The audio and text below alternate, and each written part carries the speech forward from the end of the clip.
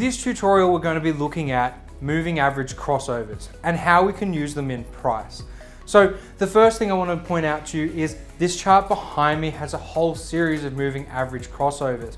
All I've done is apply a whole series of different moving averages that go from fast to slow all the way through to identify and show you what I mean when I say a crossover of a moving average. So you can see where price sort of fans together like here. And when this happens, that's where we're starting to look for those crosses. Now, I'm not suggesting that you use this chart. I'm simply using it as a highlight to show you what we're actually looking at. Now, what is a moving average? Well, the reality of it is just simply a calculation. The calculation that's behind me now is that of a simple moving average. So it is nothing to be too concerned about. You don't need to worry about what that calculation is, but you do need to understand how it works. What actually happens in price is as you develop and move along with your price moving along, then this will plot and calculate a point on a chart for you based off the previous data and what you set it to do. Each time adding a little piece to the line or a moving average. Now, what are the most common ones used? Well, these are actually them. These are the calculations that we've got. We have a simple moving average, which you've already seen. An exponential moving average, also known as an EMA. And a weighted moving average known as a WMA.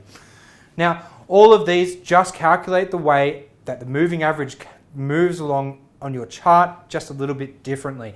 And you do see moving averages in more than just trading charts. They are used commonly in other graphs and data collecting sort of services and statistics as well, but we have had them applied to trading for us to have a look at.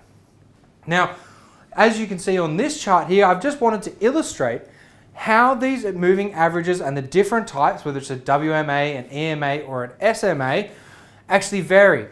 So on this chart behind me, you can't actually see price. I've removed it and hidden it from you, but it's all applied to the same chart. They've all got the same settings other than the difference on how they calculate it. And you can see where they move back and forth and that they do vary a bit, but they do move also very similar. Now, the most commonly used one is the EMA, or the exponential moving average, and that's because it gives more validity to the price changes as close to the actual price as really is. As it moves further along, that average weighting gets less and less. So, we're moving on now to have a look at a moving average crossover system. Now, it is a strategy that you can use to apply to your trading today, but I don't want you to focus on the settings or what moving averages that I actually use for it, but more think about how you might be able to use them for yourself to better your own trading. In this instance, I'm using a 5 open and a 5 close moving average. The blue line is applied to the close price with a shift of 1 and a period of 5, and the pink line is set up to be on a 5 period with an exponential setting, and it's also applied to our open. Now, all that means is on our candle, when it's applied to your close price, depending which side the candle is moving from, but if you've got a green bar or an upgoing moving bar, then if it's applied to your open price, it's obviously applied to the lower side of your candle, and the close will be on the top. Now, if it's the opposite way around and it's a short side bar, then it's going to be open price on the top and close on the bottom. And these moving averages are tallying up those open prices and those close prices to formulate and make themselves on the chart for us. Now, what is the principle of this system?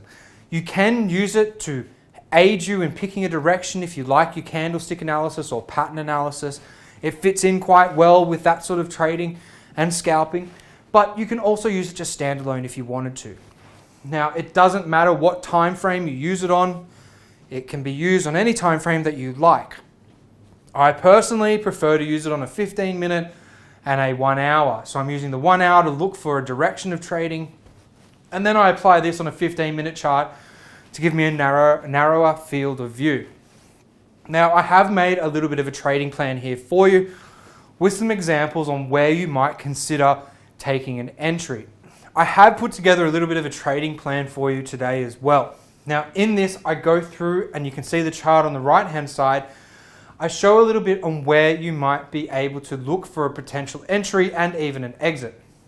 So the first one to consider is a moving average crossover. And now what I said before in the very first slide that we looked at, where I illustrated what we're actually looking at on the moving averages and that fanning shape, well, the same thing applies here, except we've only got two to look at. So what we're looking at is stuff up here where we can see price. These purple and blue lines are switching sides with one another. Now, when we get one that heads in the direction that we like the look of, we can place a trade at that time. The next way you can look for an entry is if price actually crosses both lines. So if you were trading long before and then price switched to the other side of price and started coming down, then you can start looking for a short trade. And you're ideally going to find this happen after your moving average cross. So keep an eye out looking for that sort of thing as well. Naturally, there's a few different places that can happen. If you're going to exit, price crosses over here and you end up with a position where you would consider getting out, and you tally your points from this point here over to your entry off the price cross. Now, from there, you can use it in a few different other ways. It is discretional. So, there's no fixed set of rules, but this is just a simple guide for you to get started. You can use pattern recognition and candlestick analysis if you like. It helps you to practice with your candlestick analysis if that's what you want to do or you like doing. It gives you that little bit of direction when you're actually trading it. Now, the next steps to sort of consider are whether you're going to use other indicators, MACDs and such like that. You are free to do so. Oscillators are probably the best things to go with, but nothing is really going to be restrictive on it. And if it helps you with your trading decision, then by all means go ahead and use it. To keep you and just refresh you on what we have covered on this, we've used a 5 open and a 5 close moving average. You can use it in any time frame, but my personal preference is for a 1 hour and then a 15-minute for actually placing the trades. It is discretionary, meaning that you can add anything into it that you feel like you would like to use. Just make sure that it works with your actual trading plan as well. So don't go in there and put in indicators willy-nilly. Try and restrict yourself to possibly only using a 1 extra one. That way you are going to be focusing on building those fundamental skills that you really need for trading through price. Now, the candlestick analysis and pattern recognition is probably the best thing that you can do when you use this sort of strategy. It allows you to actually go through price and trade what you feel works for you.